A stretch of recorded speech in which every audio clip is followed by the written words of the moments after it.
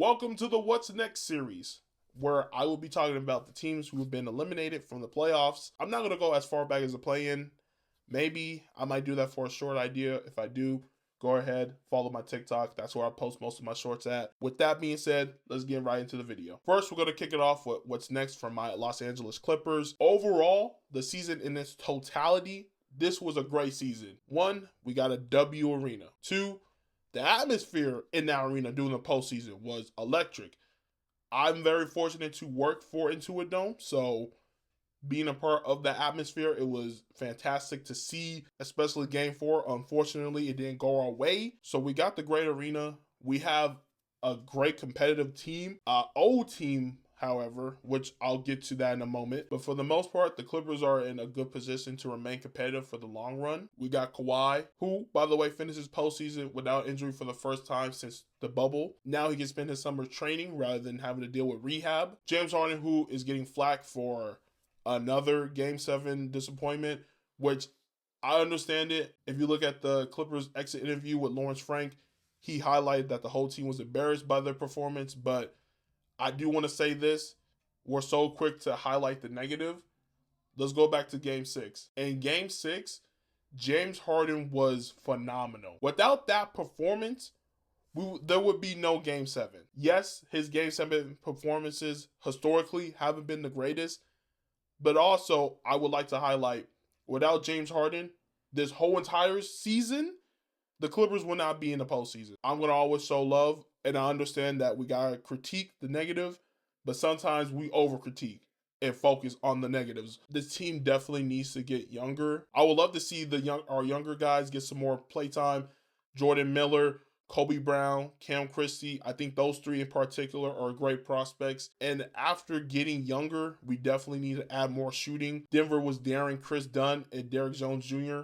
to shoot the ball, making it more difficult to play in the half-court setting. And lastly, along with shooting and getting younger, we need to get another playmaker along with some front court help. We haven't had a backup big since Isaiah Hartenstein. In terms of playmaking, James Harden really is the end-all, be-all. Ben Simmons was getting that ability to play make for the bench unit, but it was difficult because defenses weren't intimidated by him because he wasn't becoming much of a scoring threat. So it'll be interesting to see what Lawrence Frank and the crew is going to do during this summer. Me, as a Clipper fan, I'm going to trust the process. I think we can be competitive as well next year. The Los Angeles Lakers. It's very simple what the Lakers need to do. They have to add more perimeter shooting and defense, along with prioritizing getting a center during this offseason. Jackson Hayes, I think he can provide something offensively in terms of a lob threat, but outside of that, he's probably best as the backup. The difficult part, though, is I'm not sure who the Lakers can grab for a center. I've heard some people say Valanciunas, but I don't think Valanciunas works well with Luka and Bron. The center market isn't that crazy in terms of available names. Now, they don't need a big name. A big name will be doing too much because you don't want to end up in the Phoenix Suns scenario. They definitely need to go out of their way for a big man this offseason. Then perimeter shooting and defense. Shooting-wise, they need some more consistent shooters. I saw a lot of people saying Gabe Vincent. No offense to Gabe Vincent. He seemed like a cool dude. I know he can ball. I saw what he did in Miami. But since he's been on the Lakers, last year, I'm going to give him a pass because he was hurt for most of the year. This year, he was not great. He was consistently inconsistent. I was talking to one of my buddies a couple of days ago. I actually think the Lakers should make a move for Jordan Clarkson because they need some scoring off of the bench in the non-Luka Bron minutes. I think Jordan Clarkson can definitely provide that for the Lakers. Defensively, he's like, and that's kind of tough having 2 point guards who both don't really perform that well on defense. But I think from a scoring perspective, you definitely need Jordan Clarkson. Perimeter defense. You got Dorian Finney-Smith, and that's really about it. Rui is solid. I'm not going to hold it against him. Austin Reeves is okay. He plays with effort, though. Bron isn't a sprung chicken, so he can give you good defensive minutes, but then that comes to a detriment to his offense, and we saw that in the fourth quarter of both Game 4 and 5. The Lakers will have to make some moves and try to get some younger 3-and-D players. That's going to be the key going into the offseason from a talent perspective. Now, from who's on the current roster, Luka has to get in shape. And this is coming from someone who's also not in shape. But when Luka is set to make over $100 million, he will have to get himself into better playing shape, because we already know he's busting the league's ass. And technically he's out of shape. Imagine if we had Luka in good conditioning where he can play those extended minutes and still be just as good as he was in minutes 15, 20, you know? If Luka gets into better conditioning, the league will have to watch out. The Memphis Grizzlies. Memphis is an interesting case. I'm not going to lie to you. This is a team where they really should be where Minnesota is right now, because we had those type of expectations for them just a few years ago. Instead, they got swept. And right now, from a talent perspective, it's not looking clear. Ja, we all believe, is a top player, but is he the top player from Memphis? This team still hasn't gone past the second round. Ja has actually struggled to stay healthy for a deep playoff run. And I'm just curious to see whether or not they trade Ja Morant. Now, I don't think they should. I think they should keep him, and they need to continue to build. They definitely need to cement that defense. They started off great from defense and offense, and then they kind of plummeted. And that kind of resembles when Jalen Wells went down. They got to lock in and they got to be focused, because now guys are about to get paid. Jaren Jackson Jr., I'm sure, is going to be getting paid soon because his contract is coming up. Ja, I believe, has his contract or is about to get his contract as well. This team is going to become more expensive. So that means those two top guys that I just mentioned, they're going to have to be better. They're going to have to stay healthy, and they're going to have to lead this team. The Houston Rockets, H-Town, you guys should be proud of this team.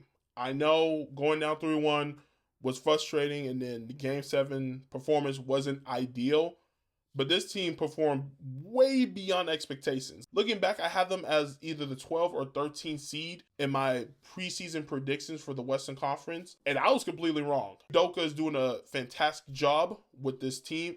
He's gotten them to lock in defensively, and that's difficult for young teams usually. Offensively is really where the struggles are, and we've seen that throughout their postseason run. If you don't have perimeter shooting, you're not going to be able to compete at the highest level. We already know the rumors about potentially trading for Kevin Durant, getting one of the greatest scorers of all time, and plugging him into this roster. Definitely will raise expectations, along with putting them in a position to contend. But at the same time, Lou Will made a really great analogy when people were saying, oh yeah, you got to trade Jalen Green, or Jalen Green, he's never going to be a great player. We got to give these young players more time. Either 3 or 4 years ago, Jalen Green got into the league. Both him and Cade Cunningham made their playoffs debuts this year. He made the comparison to the Kobe Bryant situation, where Kobe didn't look great against Utah in the postseason early in his career, but the Lakers stuck by him, and they gave him the chance to make mistakes and learn from them. Jalen Green deserves that same opportunity as well. I do agree that the moment looked a little bright for him. He has to learn how to adjust to that, obviously. And then on top of that, he has to learn how to be a closer, and he has to learn how to get the best shot for not only himself, but for his whole entire team. More than likely, they probably will accelerate this process and trade for a Kevin Durant, which will be totally understandable. The whole timing in the league, like these guys, you're going to end up paying them tons of money. So you want to act fast and get that championship now. The Miami Heat. Miami is in a weird state right now. They have some good players in Tyler Hero and Bam, but outside of that, there's not really much on this roster that makes you go, okay, Miami, a team who is led by some of the best executives and one of the best head coaches of all time, they are a dangerous team and we should respect them. Not saying that teams don't respect them, but there's not a fear. You don't fear the Miami Heat like when Jimmy Butler was on the team, when D-Wade was on the team, when you had the big three with Wade, LeBron, and Bosh.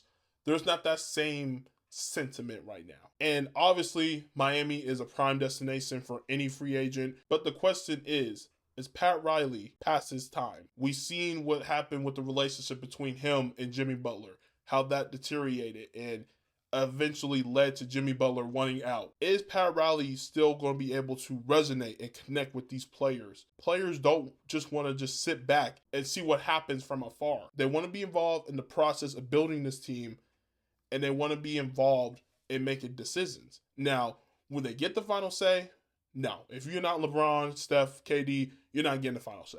Let's be honest. What's next for them is building this next, I won't say dynasty, but essentially this new age of the Miami Heat. Who is going to step up and become the next franchise player? The Orlando Magic. This was a Magic team where some people might feel they took a step back.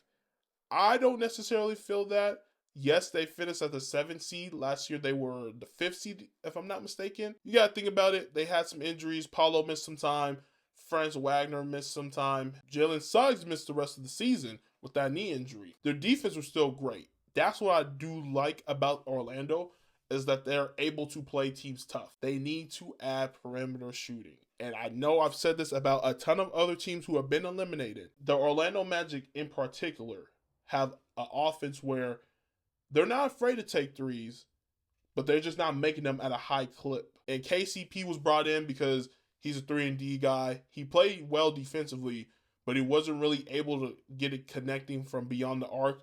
Gary Harris hasn't been the same since his time in Denver. And then lastly, Paolo Banchero. He is a superstar. He is the franchise out in Orlando. Can he take that next step? Can he raise his game to the next level by adding a jump shot, a consistent jump shot?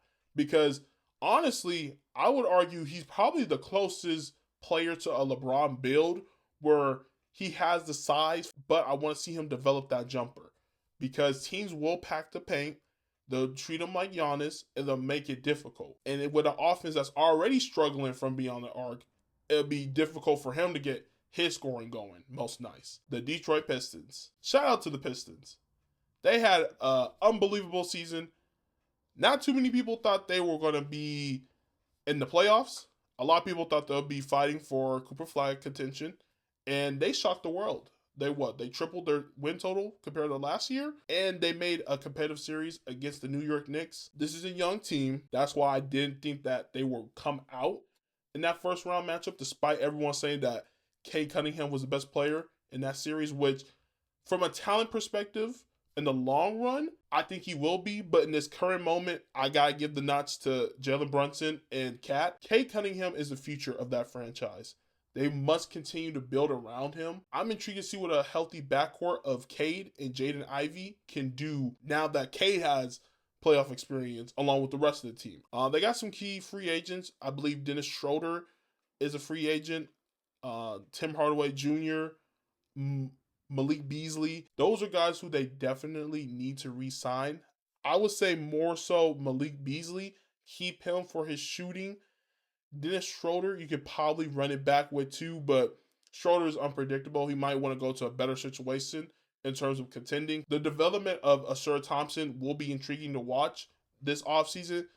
Much like his brother Amen, if he can develop a jump shot, he is going to be a problem in the league, because defensively, he was giving it to the Knicks. He made shots very tough on Jalen Brunson. Now, Jalen Brunson made a great play in Game 6, but that's not indicative of what Asura Thompson was able to do for the entirety of that series. So I'd love to see him add to his offensive game. That way he can become two-way and get some more playing time in the future. And we're going to close it out with the Bucks. Unfortunately, Dame goes down with the Achilles injury. More than likely, he's probably not going to be available for next season. So you lose him for a whole year now. The Bucks were a team where coming into the year, I wasn't too hot on them. Now there's rumors circulating about the future of Giannis in Milwaukee. And I'm not going to lie, I'm not sure if Giannis is going to stay. He feels like a lifer to me, so I think I'm going to lean more towards that. He also wants to win. And we've seen his competitive spirit on full display night in and night out. There's already rumors talking about if he was to leave, he's already listed his preferred destinations, which includes LA, New York, Miami. The Bucks are going to have to do a fantastic job of persuading him to stay in Milwaukee. First off, they're going to have to rebuild around him. Brook Lopez was unplayable in this series. And then unfortunately, Kyle Kuzma, your midseason acquisition, wasn't the greatest in this series, there's still a lot of question marks. For this stage of Giannis' career, it's a good reason for him to want out. I'm not even going to hold it against him. This is a bit of a cop-out answer in terms of what's next. It really depends on what Giannis wants next for his career. If he wants out, then Milwaukee's going to have to go through a rebuild more than likely. And then when Dame comes back healthy and available, they'll probably find a trade partner for him. But if Giannis wants to stay, then they need to find some pieces to build around him. They're going to have to go out, get some more shooting. They'll probably need to find another center, so they'll be in the center market as well. It'll be an offseason for the ages for Milwaukee Bucks fans, and I do not envy you guys, but we'll see what Giannis wants to do when the time arrives.